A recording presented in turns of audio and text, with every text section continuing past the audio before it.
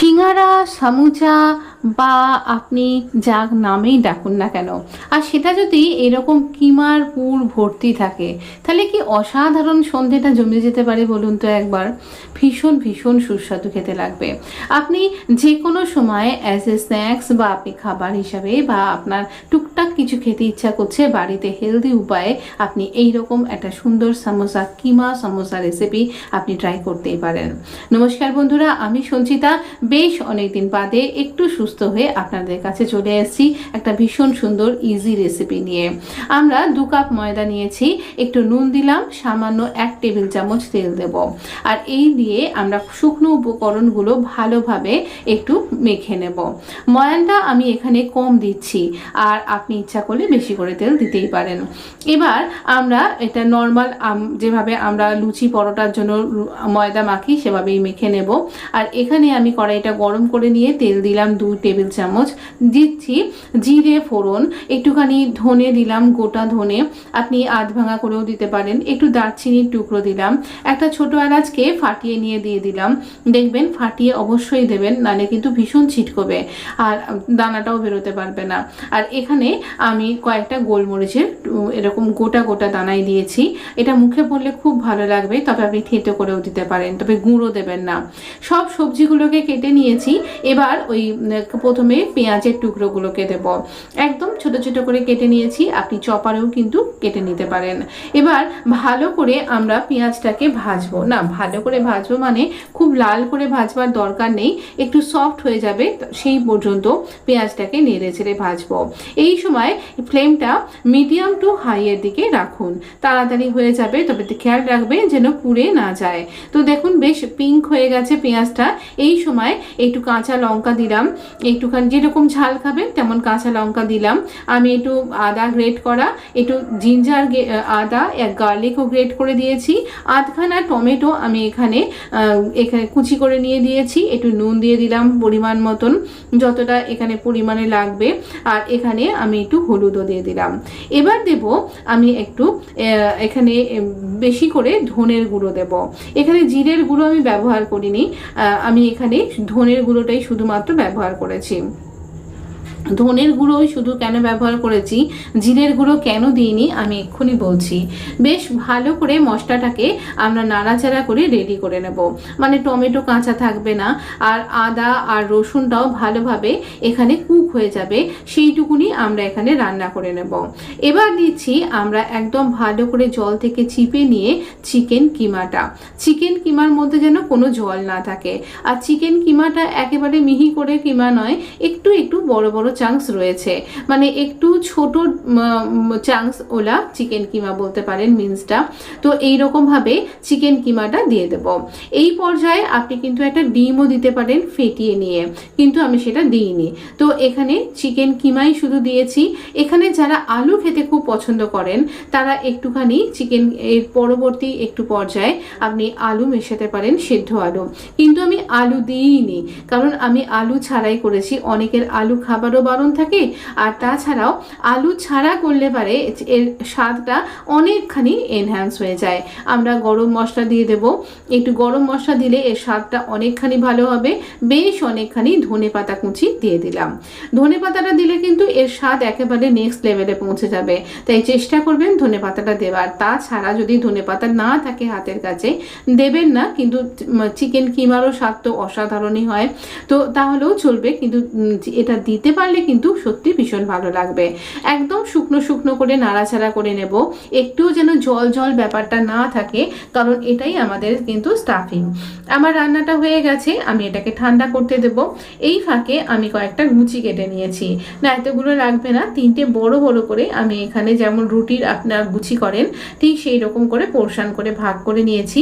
একটু শুকনো ময়দা দিয়ে আমি এটাকে একদম পাতলা রুটির মতন করে বেলে নেব। একদম পাতলা রুটির মতন মতন করে একটু বড় করে বেলছি, কারণ আমি সমোসাগুলোকে একটু বড় বড় করে যেমন দেখলেন আপনি সেই রকম করে বানাবো। তো একদম পাতলা করে কিন্তু আমি এখানে বেলছি। কেন পাতলা করে বেলছি বলুন তো? কারণ আমি বেশি এখানে ময়ামটা দিইনি, বেশি তেল খাওয়া আমার ক্ষেত্রে ঠিক নয়, তাই আমি বেশি ময়ামটা দিইনি। আর আমি খুব অল্প তেলেই এটাকে ভাজবো, আপনি ইচ্ছা করলে স্যালো ফ্রাইও করতে পারেন। তো আমি তার থেকে একটু বেশি তেল দিয়েছি, এটুকুনি বলতে পারি।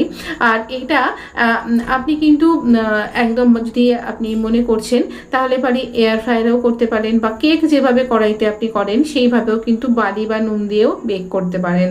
তো একই রকমেরই খেতে লাগবে। এই রকম রেসিপি রাখবো আমার চ্যানেলে আছে, আমি প্যারাকি করেছিলাম এইরকমভাবে, তাই জন্য আর সেরকম প্রসেসটা দেখালাম না। তো এইভাবে আমরা ভালো করে চামচের সাহায্যে ফোল্ড করব। এই রুটিগুলোকে একসাথে করেই নিয়ে রেখেছি। আর ফোল্ডিংটা একটু ভালো করে খেয়াল করুন, এখানে আমি জলের ব্যবহার করিনি, খুব পাতলা বলে এটা খুলে যাওয়ারও সম্ভাবনা নেই। একটু ভালো করে চেপে দিলেই কিন্তু এটা ভালোভাবে আটকে যাবে। তবু আপনার যদি মনে হচ্ছে একটু জলের প্রলেপ বা একটু ময়দায় জল গুলিয়ে এরকমটাও লাগিয়ে নিতে পারেন যেখানটা আমরা ফোল্ড করছি। দেখুন একটা ফোল্ড করলাম, এরকম কোনা করে একটা পকেট মতন থাকবে, নিচের দিকে যেন কোনো হোল না থাকে। এবার একটা টিস্পুনের সাহায্যে বেশ ভর্তি ভর্তি করে 2 থেকে 2.5 টিস্পুন মতন আমি কিমার পুরটা ভরে দেব। আর এটা অসাধারণ খেতে হয়েছিল, আপনি নিশ্চয়ই দেখে বুঝতে পারছেন কতটা অসাধারণ খেতে হতে পারে এটা। তো এটা অবশ্যই বানাতে পারেন এটা ছুটির দিনে, সন্ধেবেলায় সবাই মিলে যখন চা খাচ্ছেন সেই সময় এটা কিন্তু ভীষণ একটা আলাদা মাত্রায় তৈরি করে দেবে। বা এই সামনেই রাখি আসছে, একটু চায়ের সাথে টা হিসাবে বা একটা স্ন্যাক্স আইটেম হিসাবে আপনি এই চিকেন সামোসাটা রাখতে পারেন, কিন্তু অসাধারণ খেতে হবে আর খুব সুন্দর খেতে হয়েছিল। তো এরকমভাবে আমরা পুরটাকে ভরলাম, একটু খুব ঠেসে ভরবেন না, তাহলে ফেটে যাবে বা এখান থেকে লিক করতে পারে। আমি পাতলা করে রুটিটা করবার একটাই কারণ, ময়ামটা আমি খুব কম দিয়েছি যাতে খুব সুন্দর মুচমুচে করে ভাজা হয়। মুচমুচে করে ভাজবার আরও একটা টিপস আমি আপনার সাথে বলছি, শুনুন। এখানে আমরা একদম লো ফ্লেমে কুক করব। তো এখানে দেখুন আমি একটুখানি ময়দার টুকরো দিয়ে দেখলাম যে তেলটা ঠিক হয়েছে কিনা, মানে একটু গরম হয়েছে কিনা। হ্যাঁ, একটু গরম হয়েছে, বাবল কাটছে। একদম লো ফ্লেমে আমরা এখানে সমোসাগুলোকে দিয়ে দেব। আর তারপর এটা মোটামুটি 2 পিঠ একটা করে 2টো পিঠ হতে, মানে একদিকে 7-8 মিনিট আর একদিকে 7-8 মিনিট এইরকম কিন্তু টাইম লেগেছিল। আমি কিন্তু এখানে একটু বেশি ফাস্ট ফরওয়ার্ড করে আপনাকে দেখিয়েছি, অতক্ষণ ধরে ভাজা দেখতে আপনার একটুও ভালো লাগবে না। তো এইরকম একটা পিঠ একদম আপনাকে ধৈর্য ধরে ভাজবেন। তো যতক্ষণে আমরা ভাজবো ততক্ষণে আমরা কিন্তু আরও একটা দিককে এইভাবে তৈরি করে নেব। আমার বাড়ির আশপাশে একটুখানি মিস্ত্রিদের কাজ হচ্ছে, দাদাদের, তো সেই জন্য একটু আপনি এরকম নানা রকম আওয়াজ পেতে পারেন। কিন্তু আমার মনে হয় এই ছাপিও আমার এই গলাটা নিশ্চয়ই আপনার কাছে পৌঁছাচ্ছে। আর এতদিন বাদে ভিডিও আপনাদের সাথে শেয়ার করতে পারে আজকে আমার ভীষণ ভীষণ ভালো লাগছে। মনে হচ্ছে আমি অর্ধেক সুস্থ এখানেই হয়ে গেলাম। আমি চেষ্টা করব আবার নিয়মিতভাবে ভিডিও দেবার। আমার একটা অপারেশন হয়েছিল আর তার জন্য আমি বেশ অসুস্থ হয়ে পড়েছিলাম।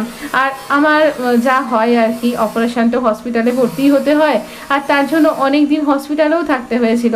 দেখুন এই রকম লাল লাল করে আমরা কিন্তু ভেজে নেব, 2টো পিঠই আমরা এরকম লাল লাল করে ভেজে নেব। আর তাতে করে দেখবেন এটা ভীষণ ভীষণ সুন্দর, এই দেখুন এই রকম একটা কালার আসবে, তবেই দেখবেন এটা ভীষণ মুচমুচে হবে। দেখতেই পাচ্ছেন একেবারে পুরো ডুবে যাওয়া তেল আমি দিইনি, মোটামুটি স্যালো ফ্রাই এরকম একটা তেল আমি এখানে রান্নাটা করছি।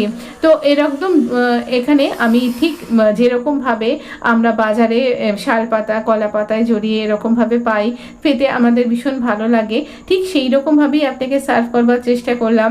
আর কলা গাছটা তো লাগিয়েছিলাম এইরকম রেসিপি সার্ভ করব বলে, তাই আমার মনে হলো অনেক দিন বাদে আজকে আমি সার্ভ করতে পারছি, এটা ভেবে ভিডিওটা তৈরি করতে পেরেই ভীষণ আনন্দ লাগছে।